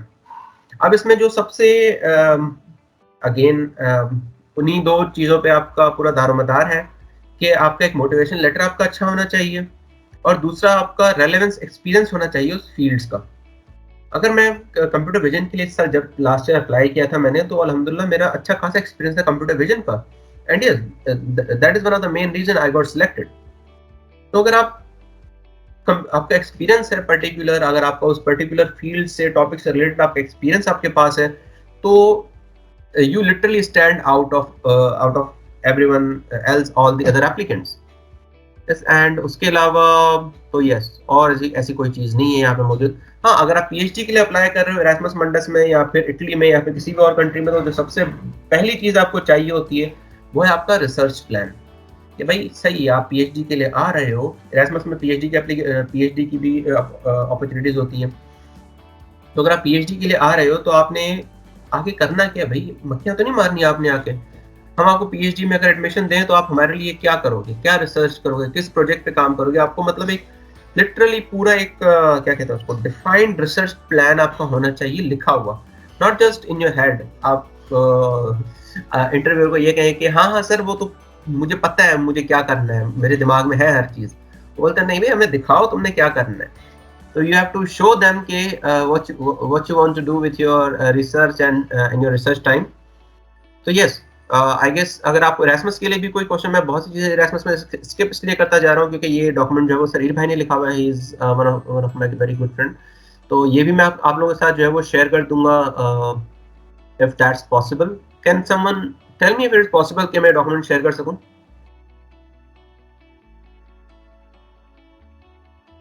Yes, sir, Yes, we sir. can share. You can share, oh, sir. I just saw कि मेरी स्क्रीन शो नहीं हो रही आप लोगों को। नहीं सर, हो रही है, शो हो रही है। Sir, तो ये भाइयों ने क्यों लिखा हुआ है कि शो नहीं हो रही? सर मे बी उनके नेटवर्क का इशू है, वो रिज्वाइन कर लेंगे। आप कंटिन्यू करें sir. Thank you so much. तो यस, ये डॉक्यूमेंट्स मैं आपके साथ शेयर कर दूंगा, that would be really great. अच्छा, अब हम आते हैं जर्मनी पे। जर्मनी पे आने से पहले मेरा जो मेन फोकस हमेशा रहता है लोगों को गाइड करने के लिए कि भाई देखिए, let's be realistic, right. Optimistic तो चलो हम बहुत हो जाते हैं, पाकिस्तानी है, एक दो गाने चला दे तो हम सब ऑप्टिमिस्टिक हो जाते हैं, लेकिन लेट्स बी रियलिस्टिक। हम सब पाकिस्तानी हैं, और पाकिस्तान का सबसे बड़ा इस वक्त जो मेन मसला आ रहा है वो ये है कि आप लोगों को हमारा जो रुपया है, हमारी रुपी है, वो बहुत ही ज़्यादा डीवैल्यूड है, राइट। एंड आप अब सीन ये है कि अगर आप यूरोप आते हैं, यूरोप में आमतौर पे तकरीबन हर कंट्री में यूरो चलता है। हाँ, इटली में भी इटालियन लीरा भी चलता है, साथ में यूरो भी चलता है, लेकिन मोस्टली अगर आपके पास यूरो है तो यू आर गुड, आपको कोई इशू नहीं है। तो इटली में मेनली यूरो चलता है। अब सीन्स कुछ ऐसे हैं कि कि कुछ कंट्रीज में महंगाई कम है, कुछ कंट्रीज में महंगाई ज्यादा है। मतलब कि यूरो की कदर में कमी है, यूरो की कदर में बहुत ज्यादा उसकी कदर है यूरो की। तो अगर आप इटली को देखते हैं तो फॉर सपोज मेरा अगर रेंट है, मैं अगर अपने रेंट की बात करूं तो मेरा रेंट है इस वक्त 250 Euros, 250 euro per month. It's amazing, it's not that expensive, क्योंकि मैं जो हूँ एक नॉर्दर्न इटली में रहता हूँ, कोस्टल साइड पे रहता हूँ, और मेरा अपना मतलब पूरा अपने हिसाब से मैं रहता हूँ, तो 250 इज अमेजिंग। यही सेम चीज अगर मुझे मुझे इतना ही बड़ा कमरा अगर मुझे जर्मनी में चाहिए, तो जर्मनी में मेरा जो कम से कम भी रेंट होगा वो होगा 1500 यूरो, राइट। भाइयों, सवालात में हम बाद में आते हैं, ये रिसर्च पेपर भी अच्छी चीज होती है, हम आपको बाद में बताते हैं, सब्र कर लें थोड़ा, हम उस चीज पे आ रहे हैं, राइट। तो अब यूरो तो यूरो है ना भाई। अब आप यूरो जो है वो जर्मनी में स्पेंड करें, या फिर यूरो आप अपना इटली में आके स्पेंड करें या स्पेन में स्पेंड करें, यूरो तो यूरो है। यूरो तो आपका जो 350 का या 320 का है, वो तो आपने पाकिस्तान से उतने का ही खरीदना है। हाँ, यहाँ पे आके आपको जॉब मिलती है तो दैट इज समथिंग एल्स, लेकिन यूरो इज यूरो। तो आई ऑलवेज सजेस्ट पीपल कि भाई आप जर्मनी में जाने से बेहतर है आप इटली आ जाओ, because Italy is really viable option, it is an understandable option for us Pakistani people.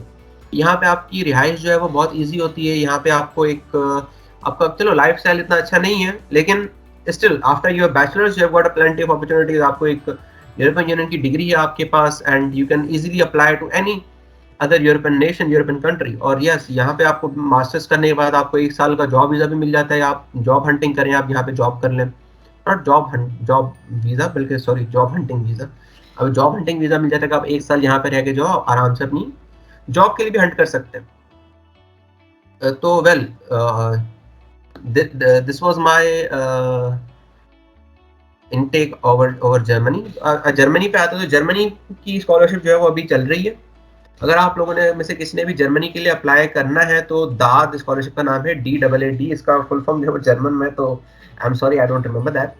Germany के लिए अप्लाई करना भी बहुत इजी है आपको। हाँ, लेकिन इसमें सबसे बड़ा मसला ये है कि आपको तकरीबन कोई आई गेस 12,000 यूरो जो है वो आपको ब्लॉक करवाना पड़ता है जर्मनी के अकाउंट में। मतलब यहाँ पे ब्लॉक अकाउंट वाला चक्कर आप लोगों ने शायद सुना होगा नहीं, ब्लॉक अकाउंट। तो ब्लॉक अकाउंट क्या होता है कि आपने वो जो फीस है उनकी 12,000 यूरो, वो आपने जर्मनी के अकाउंट में, जर्मनी में वो या जर्मनी में या पाकिस्तान में वो आपके नाम से अपना अकाउंट खुलवाते हैं, जिनका एक्सेस उन्हीं के पास होता है।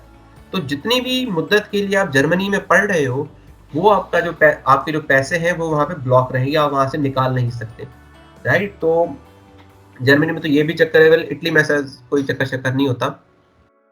तो अच्छा, वेल, जो जर्मनी की स्कॉलरशिप होती है उसमें बहुत ज़्यादा बेनिफिट्स भी हैं। बहुत ज़्यादा बेनिफिट्स ऐसा कि आप जो है वो पार्ट टाइम जॉब्स भी अच्छी खासी कर सकते हो। जर्मनी की करेंसी बहुत अच्छी है, जर्मनी की इकोनॉमी जो बहुत अच्छी है। और आपकी जो जर्मनी की स्कॉलरशिप होती है उसमें आपको अगर आपको दाल स्कॉलरशिप मिल जाती है तो आपको लिटरली हर चीज़ आपकी उसमें जो है वो कवर्ड होती है, पेड होती है, including your air fare, your meals, your literally everything आपकी जो है उन पैसों में पे होती है। तो अगर इनकी बात की जाए तो अच्छी खासी यूनिवर्सिटी आप दाद के पोर्टल पे दाद.de, यस दाद.de, आप दाद.de पे जाके जो है वो देखें। दाद का फुल फॉर्म भी यूरोपियन में ही है, जर्मन एकेडमिक एक्सचेंज सर्विसेज अगर इंग्लिश में देखा जाए तो आप इसके पोर्टल पे जाके अगेन वही सेम यूनिवर्सिटी इटली वाला चक्कर है कि आपने पहले तो कोर्स सेलेक्ट करना है। अब सिर्फ चीज़ ये है कि आपने अप्लाई करने के लिए यहाँ पे अलग अलग यूनिवर्सिटीज के पोर्टल्स पे नहीं जाना, अलग अलग यूनिवर्सिटी के पेजेस पे नहीं जाना। आपका जो सारा काम है वो इसी एक पोर्टल पे, इसी एक जगह पे जो हो जाता है। आपने अप्लाई करना है यूनिवर्सिटी में, सही है, आप यहीं से अप्लाई कर सकते हैं। आपने यूनिवर्सिटी की फीस पे करनी है, सही है, आप इसी पोर्टल से यूनिवर्सिटी की फीस पे कर सकते हैं। आपने अपना नॉट फीस बट आपकी जो क्या कहते हैं उसको, अपना एनरोलमेंट एप्लीकेशन प्रोसेसिंग फी जो है वो आपने पे करनी है, तो आप यहीं से पे कर सकते हैं। आपने स्कॉलरशिप के लिए अप्लाई करना है तो वही आप, मतलब this is literally a one stop shop for everything in Germany regarding education और for masters and PhD and for even for bachelors. ये आपका वन स्टॉप शॉप है। आप यहाँ पे हर चीज़ जो है वो अपनी जर्मनी के हिसाब से देख सकते हैं, कर सकते हैं। अच्छा, first of all let me just translate it into English सही नमूने से, ताकि हमें जो है वो अच्छी तरीके से समझ में आ जाए। अच्छा, जो European one of the main thing है, जब यूनिवर्सिटी और यूरोपियन यूनिवर्सिटीज में अप्लाई कर रहे होते हो तो सबसे बड़ी आपको रुकावट ये आती है कि उसकी आपकी जो यूनिवर्सिटीज़ हैं वो, और यूनिवर्सिटी जो वेबसाइट्स है तकरीबन वो इटालियन में होती हैं, जर्मन में होती हैं, मतलब जिस कंट्री में आप अप्लाई करना चाह रहे हो उनके लोकल लैंग्वेज में होती हैं, because these people don't prefer English that much, these people always prefer their own mother tongue, या जो लोकल लैंग्वेज है वही प्रेफर कर रहे होते हैं। यस, तो I would urge you guys to have Microsoft Edge और गूगल क्रोम जब आप जो है वो यूनिवर्सिटीज के लिए अप्लाई कर रहे हो। फायरफॉक्स पे क्योंकि बिल्ट इन ट्रांसलेटर नहीं है, तो अब वो आपका ट्रांसलेट होने में इतना ज़्यादा मतलब आपको ट्रांसलेट नहीं करके देता। वेल, तो अगर आप यहाँ पे आते हो तो again same cheese, the university is self explanatory, right. अगर आपने स्टडी और रिसर्च करनी है जर्मनी में, अगर आपको स्टडी रिसर्च और टीच करना है एंड एवरी अदर थिंग यहाँ पे आपको अवेलेबल है, आपने स्कॉलरशिप ढूंढनी है। अच्छा, चले पहले कोर्सेज ऑफ स्टडी ढूंढते हैं, राइट। सबसे पहला काम तो आपने ये करना है कि आपने अपना कोर्स ऑफ स्टडी ढूंढना है, इंटरनेशनल प्रोग्राम हो गए। अच्छा, हम चले देखते हैं कि हमने all study programmes in Germany, and then I have to select my programme type should be graduate. Okay, अब मेरे पास ये सारे प्रोग्राम्स आ गए जो ग्रेजुएट हैं। अब कोर्स ऑफ स्टडी मेरी कौन सी होनी चाहिए? इंजीनियरिंग। ये आपको तकरीबन हर डिपार्टमेंट जर्मनी की जिस यूनिवर्सिटी में जो डिपार्टमेंट है वो आपको यहाँ पे इस लिस्ट में मिल जाएगा। अगर इस लिस्ट में वो डिपार्टमेंट नहीं मिलता आपको बैचलर्स के लिए या मास्टर्स के लिए, तो उसका मतलब ये कि वो आपके पास नहीं है मौजूद, राइट। अब उस डिपार्टमेंट में भी अलग अलग प्रोग्राम्स हैं। फॉर सपोज कि अगर फाइन आर्ट्स है तो उसके अंदर भी अलग अलग डिपार्टमेंट और प्रोग्राम्स। गाइस, ये दोनों बिल्कुल ही डिफरेंट चीज़ें हैं, दोनों डिफरेंट चीज़ों को कहा जाता है। Don't confuse yourself between these terms कि भाई सही है, अगर फला यूनिवर्सिटी में फला डिपार्टमेंट है तो चल मैं वहाँ चला जाता हूँ। नहीं, ऐसा नहीं होता। फला यूनिवर्सिटी में अगर फला प्रोग्राम है तो उसमें अगर फला डिपार्टमेंट है तो उसमें फिर प्रोग्राम्स जो अलग अलग होते हैं। फॉर सपोज अगर टेलीकॉम डिपार्टमेंट जो है अपना मेहरान यूनिवर्सिटी में, अगर मैं आपको इसी की मिसाल दूं तो यहाँ पे तो एक भाई बैचलर्स होती है अपना BE टेलीकॉम भी होती है, और साथ में जो है वो साइबर सिक्योरिटी की बैचलर्स भी हो रही है। अगर CSE डिपार्ट कंप्यूटर सिस्टम की बात की जाए तो एक ही डिपार्टमेंट में 2 अलग अलग डिग्री चल रही होती हैं, मतलब कंप्यूटर सिस्टम भी चल रहा है तो कंप्यूटर साइंस भी चल रहा है। तो इस हिसाब से दुनिया के डिफरेंट बहुत सी मुल्कों में, जो बहुत सी यूनिवर्सिटीज़ में जो है वो ये किस्सा होता है कि आपके एक डिपार्टमेंट में डिफरेंट डिग्री प्रोग्राम जो है वो पढ़ाए जा रहे होते हैं। तो अब अगर आप ये फैकल्टीज है, फॉर एग्रीकल्चर की फैकल्टी है, फैकल्टी के अंदर एग्रीकल्चर साइंस का डिपार्टमेंट है, और फिर उस एग्रीकल्चर साइंस के डिपार्टमेंट के अंदर आपकी 85 अलग अलग प्रोग्राम्स पढ़ाए जाते हैं, राइट। तो ये गलती से मेरे पास एग्रीकल्चर सिलेक्ट हो गया। तो आपने सबसे पहले अपने डिग्री टाइप चूज करना है, देन आपको कोर्स ऑफ डिग्री सिलेक्ट करना है, देन आपको डिग्री सिलेक्ट करनी है भाई कौन सी। ग्रेजुएट आपने तो ऑलरेडी ग्रेजुएट सिलेक्ट कर दी है, लेकिन ग्रेजुएट भी में भी कौन सी आपकी, तो मास्टर्स होनी चाहिए, PhD होनी चाहिए, या फिर कौन सी टाइप ऑफ इंस्टीट्यूशन, प्राइवेट हो, पब्लिक हो, पॉलिटेक्निकल कॉलेज हो, यूनिवर्सिटी हो, एफिलिएटेड स्कूल हो, एफिलिएटेड कॉलेज हो, क्या होना चाहिए। एंड लोकेशन भी आप सिलेक्ट कर सकते हो, कोर्स की लैंग्वेज आप मतलब literally you can do everything. आपने जब सब कुछ सिलेक्ट कर लिया, right. For suppose autonomous system से रोबोट्स में मैं गया जब, तो यहाँ पे मुझे उस यूनिवर्सिटी की हर चीज़ आ गई। अगर मैं चाहूँ तो इस यूनिवर्सिटी को भी जाके एक्सप्लोर कर सकता हूँ। एडमिशन रिक्वायरमेंट लिंक्स यहाँ पर है, एडमिशन डेडलाइन, हर मतलब आपको हर चीज़ लिटरली जो है वो यहाँ पर इसी एक पोर्टल पे आपको जर्मनी के हिसाब से मिल जाएगी। तो द प्रोसेस सिंपल, अगेन वही से इटली वाला ही प्रोसेस है। हाँ, इसमें सिर्फ यहाँ पे जो प्री इनरोलमेंट वाला किस्सा है वो नहीं होता। यहाँ पे आपको यहाँ का जो एडमिशन मिल गई तो मतलब यू आर फाइनल। यहाँ से आपको एडमिशन लेटर मिल गया तो उसका मतलब ये कि आपको भाई सही है, सब चीज़ें फाइनल हो गई, अब आप जो है वो अप्लाई आगे का प्रोसेस कर सकते हो। तो guys I guess that was it. मैंने कोई चीज़ छोड़ी तो नहीं है?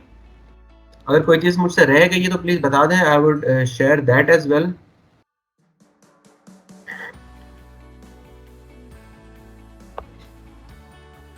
तो कोई चीज़ नहीं रहती, मैंने सब कवर कर लिया। अच्छा, so I guess question answer वाला सेशन भी था Hasnain, right? We can do that. ये लेट्स स्टार्ट क्वेश्चन आंसर्स। हाँ, जिसके भी क्वेश्चन आंसर्स हैं वो रेज हैंड कर दें, I will allow you mic one by one. And if you are not comfortable with mic, आप चैट में भी अपना क्वेश्चन पूछ सकते हैं, मैं सर से कन्वे कर दूंगा। Thank you. Raise your hand if you have any questions.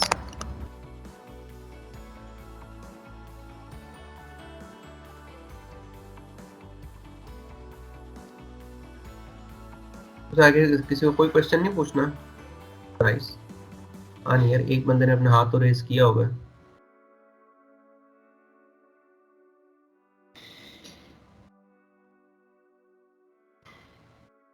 Yes Ahmed, please ask question. मेरी आवाज आ रही है? जी भाई, आपकी आवाज आ रही है। अच्छा, ठीक हो गया। सर, आई हर्ड समवेयर के if you want to get into a university as such, अगर आप यूनिवर्सिटी के अंदर जाना चाह रहे हैं तो एक तरीका ये भी होता है कि आप प्रोफेसर्स को कांटेक्ट करते हैं, प्रोफेसर्स को अपनी प्रोफाइल भेजते हैं, थोड़ा प्रोफेसर के साथ काम करते हैं, फिर उसके बाद उसकी कोई शायद से होती है इवैल्यूएशन कमेटी के अंदर। डू यू थिंक दैट्स ये जो किस्सा होता है ये पीएचडी के लिए होता है। अच्छा, नॉट फॉर मास्टर्स के मास्टर्स? लिए, आपको मास्टर्स के लिए यूरोपियन यूनियन के अंदर किसी भी यूनिवर्सिटी में ये, और किसी भी यूनिवर्सिटी में ये चक्कर नहीं होता। हाँ, अगर आप आयरलैंड में अप्लाई कर रहे हो तो आयरलैंड में ये किस्सा होता है कि आपको प्रोफेसर से बात करनी होती है। नॉट उनके साथ वो काम नहीं करना होता। काम वो आपसे क्यों करवाएगा भाईजान, क्या हो गया, काम आपसे क्यों करवा लेगा। लेकिन आपने उसके साथ बात करनी है। आप उसके साथ आपको अपने इंटरेस्ट शेयर करने होते हैं। अगर मत कहीं पे होता भी है ये, अगर वो आपसे काम करवाने की बात करता है तो भाई वहां से भाग जाओ। That is not a legitimate thing, right? तो अगर आपको बिल्कुल। किसी प्रोफेसर से मिलना होता है या कुछ भी करना होता है तो उस प्रोफेसर से आपने सिर्फ अपनी नॉलेज शेयर करनी है कि भाई मतलब सिंक में आना है कि भाई मैं ये इस चीज पे काम करना चाहता हूँ, आपकी एक्सपर्टाइज ये, तो आप मुझे बताएं मैं क्या करूं, कैसे करूं, और मैं आपके अंडर काम करना चाहता हूँ, like such sort of things. ठीक हो गया सर। इसके अलावा दो एक और सवाल हैं। एक तो ये कि मेरी इस वक्त जो मेन फील्ड है जो मैं पढ़ रहा हूँ वो तो इलेक्ट्रिकल इंजीनियरिंग है, लेकिन मैंने जाना मोस्टली मीडिया स्टडीज की तरफ है। मेरा एक्सपीरियंस भी, जॉब एक्सपीरियंस भी जो है वो साथ इंटर्नशिप एक्सपीरियंस भी मीडिया स्टडीज का है। तो आपने कोई बात की थी बीच में अगर आपने फील्ड चेंज करनी हो, उस टाइम पे मेरी ना कनेक्टिविटी का इशू आ गया था, तो वो अगर आप रिपीट कर दें। इवन फील्ड चेंज करने से if you could tell me, आपके जहन में जो जो भी इस वक्त इंफॉर्मेशन आती है फील्ड चेंज करने के लिहाज से। भाई देखें, सबसे पहली बात, अगर आपका कनेक्टिविटी का इशू आ गया था और आपको पता है कि मैंने ये बात कर दी है, तो सबसे पहली बात तो आपको ये सवाल ही नहीं पूछना चाहिए था। जस्ट जोकिंग, ऐसी कोई बात नहीं है, बड़े बड़े सवाल पूछ लो। तो यस, आपको जो है वो अगर फील्ड आपने चेंज करनी है तो देखिए, सबसे पहले तो आपका कंसर्न जो होता है एडमिशन कमेटी का, वो ये होता है कि भाई ये बंदा क्यों नॉट सवाल, अपनी फील्ड क्यों चेंज करना चाह रहे हैं, राइट? अगर आप देखें आपने बैचलर्स जी कुछ जी कह रहे थे? सर। सही, अब नहीं, मेरी बात, माइक म्यूट कर लो, मेरी बात वो हो नहीं पा रहा माइक म्यूट। अच्छा चले, सही। यार ये रिकॉर्डिंग तो बंद कर दो भाई।